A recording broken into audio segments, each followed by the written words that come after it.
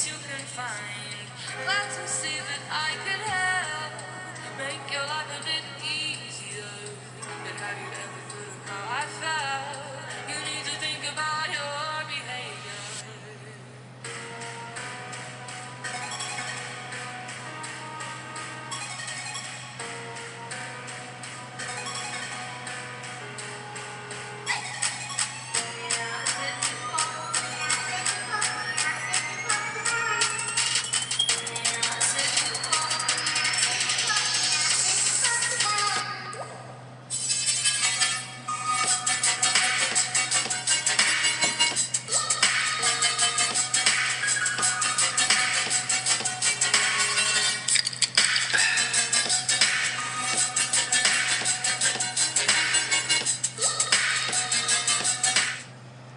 Oh, yeah. That's the way to do it. Nice and slow here. Yes, indeed, here. It's a Sunday night, boys and girls. I know you wasn't expecting this, but you got it anyway. This is Butch On Sports. I'm Simply Butch, and as always, thanks for tuning in on this special edition. Yes, I call it, that's what I'm calling this. My special edition of goodies for the night here. Special edition of goodies. Yes, indeed. I try my best to give you the best that I can give you. But anyway, this has been a boring day because of I blame it on the Detroit Lions. I'm starting off this. I'll get all the sad stuff out of the way because this is the holiday season here, boys and girls. I don't want to mess it up for nobody. Let's start off with the Lions. Lions announced yesterday, we talking about Saturday, that Bruce Ellington and Charles Washington and also Chris Lacey and all these other people that they acquired or are on IR for the rest of the season. And by the way, they picked up Dante Alexander to the practice squad and all these other goodies there that, it it it kind of gives you a fresh idea that they got something in mind and maybe make the game very competitive, but they didn't. Detroit Lions, every opportunity in the red zone, the Lions failed. And badly. And many opportunities that they did score and were down there in the red zone, I'm speaking of. But that doesn't matter. This is our team, the Detroit Lions, and they can do no wrong. They tried their best. We got to make mistakes. We got to. I saw the most sloppiest plays that I've ever seen in a football game in a very long time in one game. The last time I seen sloppy plays was the Green Bay game on Monday Night Football, and they lost that game due to a Hail Mary. Hey, they didn't even wait to the end of the game. They just whipped them on in on the second quarter during half. And the Lions had more men down there than they did. And still got it wrong. After 3 field goals. That put them over the lead. 14 points. From that point on, Minnesota was in the driver's seat and they had nothing else to worry about. Final score of the game, 27-9. Again, the Detroit Lions lose to the Minnesota Vikings at Ford Field. Nasty. And, I keep pointing out things throughout the season that some people may say it doesn't make any difference. Or do you watch certain players through the beginning to the end and see how they degress or progress? And then one of the things I saw, and this is the crackpot whole situation, which, by the way, on this drive, the Lions did not score. They started the game with 3 running plays. Yes, they gave LeGarrette Blount the ball and picked up good significant yardage, 5 yards. He gave it to Zach Zenner, and he got 4 more. Then on third down, when you think Matthew Stafford's going to pass, which is their MO, they get the ball to Zach Zenner. He goes to the line, he finds a cut, and he runs 27 yards in open field. They get him the ball again, maybe 2 plays later, and he gets another good chunk of yardage. Then they start throwing the ball, and that's when all heck broke loose. Or interceptions, or whatever you want to call it. For the last 6 games, the Lions have rushed for 85 yards or more. In the last 6 games, which is not a lot. You don't cut anything. However, you can't just waste your time with a quarterback who claims his back is hurting. So number one, you know he's not 100%. You know he's not. But yet and still, they go through the motions and do all these things and kindly entertains us throughout a 3-hour and some odd minute period of just non-existent football. That was the best particular rush of the day.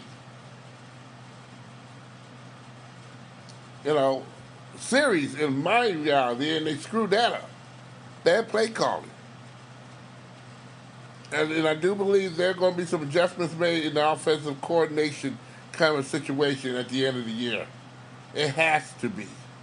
Something has to be done. And what also has to be done is to give an alternative. The Lions sucking up saying, you know what? We may did something that we should never did.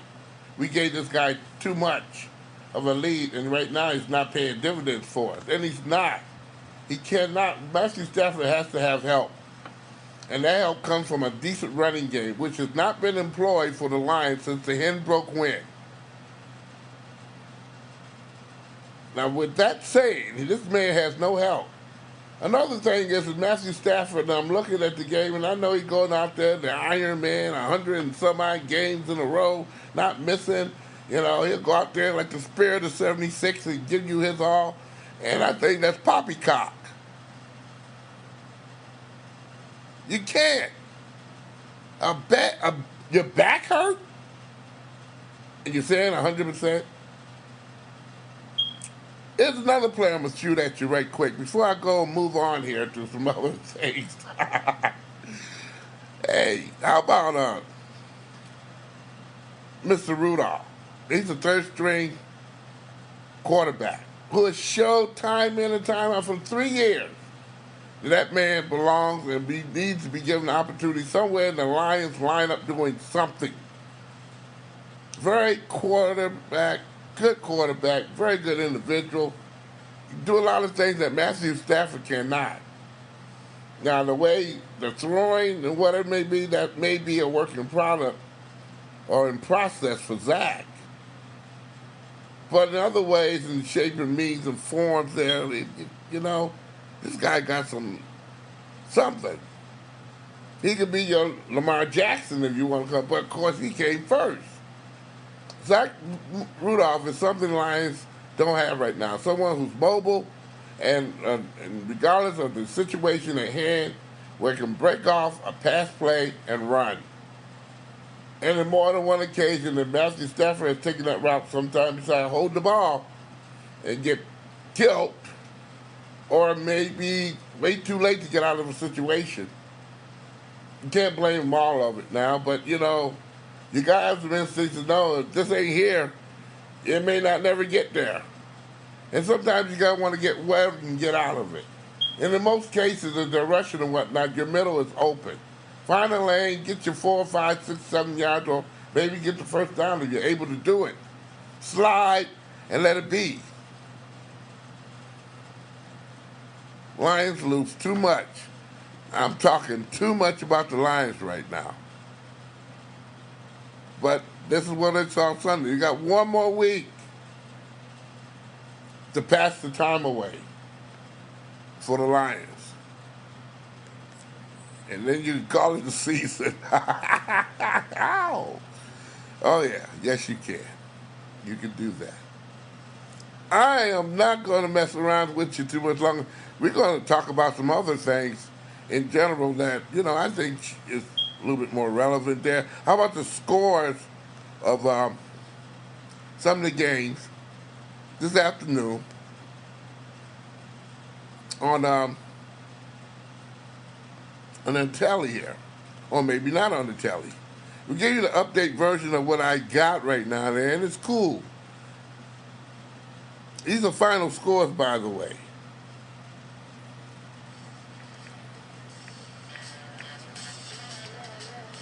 Little background music. Tennessee, okay, and Washington play. Tennessee wins 25-16. Baltimore 22. Los Angeles Chargers 10. Dallas Cowboys 27. Tampa Bay 20. Cleveland is a hero, and they'll have to be a hero with Pittsburgh next week. 26-18 over Cincinnati. Cincinnati, they're going to get the coach fired. Minnesota 27, Detroit Lions 9, as I told you before. Indianapolis 28-27 for the New York Giants. We move it on right along the line there. The Jacksonville Jaguars. They beat up on Miami at home 17-7. New England wins over Buffalo 24-12. Green Bay 44. New York Jets 38. That was an overtime game. And of course, Philadelphia 32, Houston 30, and a mudslinging game that I enjoyed dearly there. The Atlanta Falcons and the Carolina Panthers had a little problem in the game, but I saw one of the best hits by a kicker, a punter, on a Carolina Panther in that particular game that is a memorable hit. I tell you, you get to see that on YouTube, U4, whatever it may be, go watch that one there. Los Angeles Rams 31, Arizona 9, that's the final. Bears 14, San Francisco 9, New Orleans and Pittsburgh. That was a goodie too. 31-28, the final score. Again, Pittsburgh must win and hope somebody lose. Guess who the Ravens play next week? The Cleveland Browns. If the Browns beat the Ravens and Pittsburgh Steelers win, Pittsburgh will get their doggone place back in the court, and the other team will maybe sit home. I'm just saying. Baltimore's in a good position. They win. Pittsburgh got to hope and pray somebody don't make it or lose. And they got a lot of stuff going on there. A lot of stuff going on. I tell you, those are right now what's going on in the NFL. By the way, Seattle 7, Kansas City 3. That's going on tonight. And of course, if you want to go to church or whatever it may be, it's a good day to do that because Oakland and Denver will be playing on Monday Night Football. No, I'm not going anywhere. Well, Denver has a slight chance. Slight chance. Those are the football scores today as I saw them pumped up. Hey, look, I'm just saying. I'm just saying. Let it be known. So, let's move on with some more sports news you can't get enough of. This is kind of a methodic day here. If you didn't hear about it early today, around about 6 o'clock during the dinner time, or you're walking in from the shopping center, whatever you may be doing, it came on the air that this particular situation in the UFC, okay, where I do believe John Jones is one of the participants in this particular fight that's supposed to be in Las Vegas.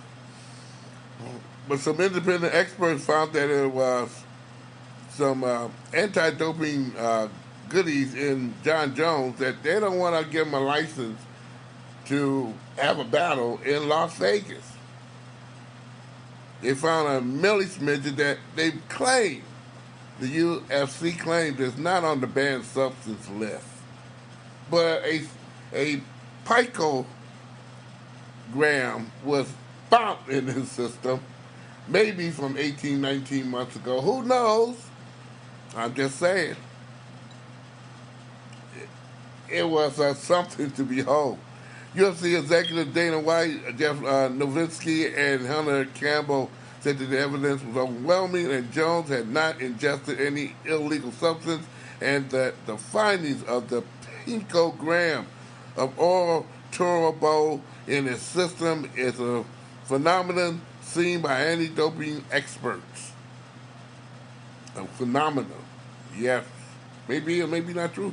Uh, Jones passed 4 tests since the agreement of fighting Alexander Gustafsson. That was on Saturday, this upcoming.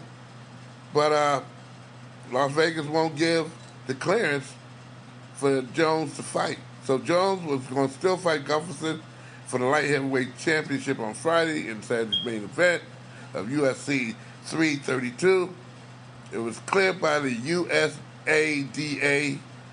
The fight will be moved from T-Mobile Arena in Las Vegas to the Forum in Inglewood, California. I thought that was a church at the Forum. Now they turned that arena into a church or something.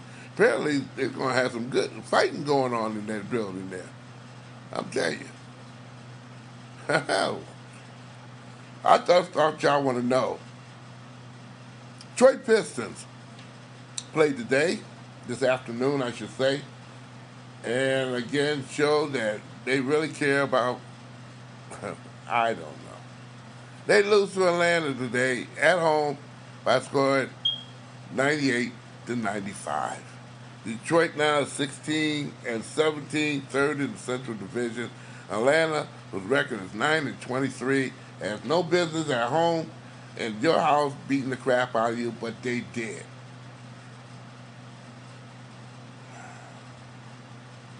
From what I see right now, and this is the holiday, and I'm gonna get off my system.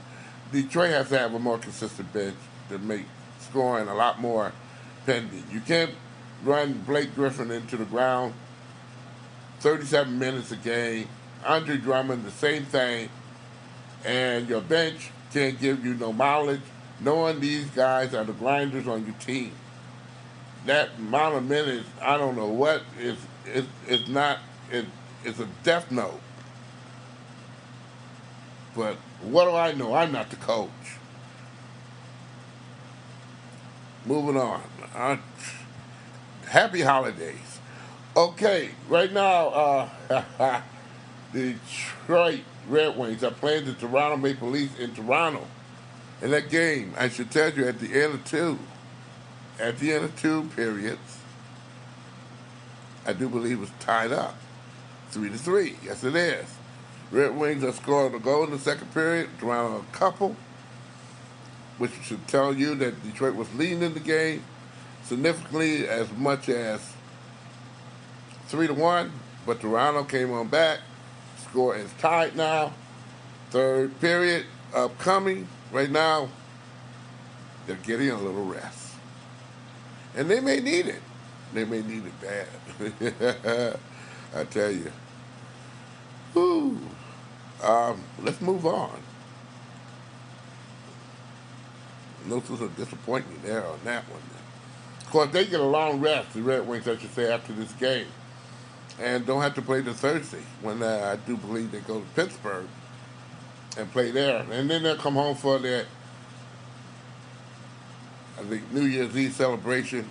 Yours truly going to go Watusi on down there and see that one. And have some, downtown cheers, of course. Happy New Year. Other news this weekend, if you were not at your ears to, because all those really are eventually very important bowl games this weekend here. Oh, God. The Dollar General Bowl. Everybody, just saying, I'm just not going to do it.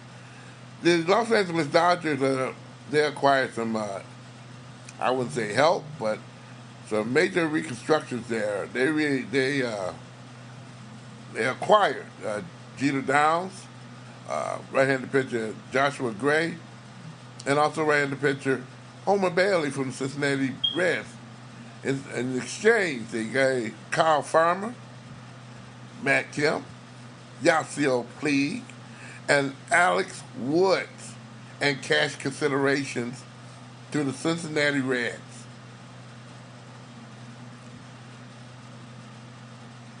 You don't think the Cincinnati Reds ain't going to be doing something during the off season to ruin somebody's life,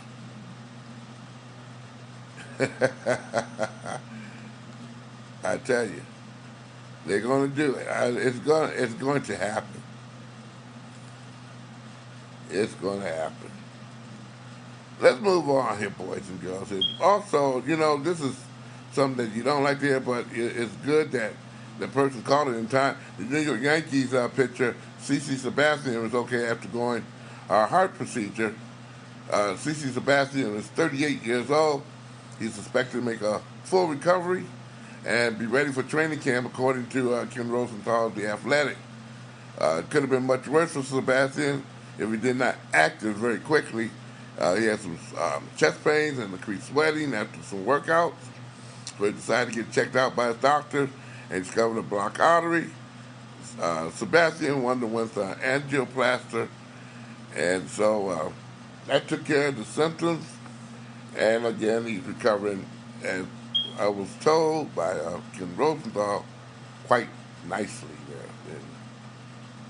And that was some spiritually good news for a time here where everyone should be happy. And I mean, everyone should be happy. But that's really not the case in these days and ages here. We all have to go out and try every single day, and not only exhibiting some excitement and bring some people to a level of some happiness too, but again, some patience there. So on this Christmas holiday, and also during the period where many are on vacation and doing some things, maybe stressful, maybe not, hey, get it in your system to give everybody a break. That's just the way it is. Just work it that way, and everything will be just fine. I want to take the time out to tell all of y'all, a Merry Christmas. Be safe. The popos are out there, okay? I'm just telling you. So you be slick. You popos are out there. Hey, but be safe, everybody. You have a joyous evening, long weekend, whatever you want to call it here. But most importantly, have a very Merry Christmas there. We're going to do something again on Wednesday and again next Sunday, okay? I hope you're with me there. You can check Butch On Sports, always on Facebook. Go to Facebook, Butch On Sports on Facebook. You can check out the latest episodes. You can also go to Podomatic.com and type in SIMPLY or PUY. Let's do this again. SIMPLY BUTCHTOO.Podomatic.com. That'll be my page. Check some of the entries on out. Hey, again, have a very happy holiday there, okay? Everybody.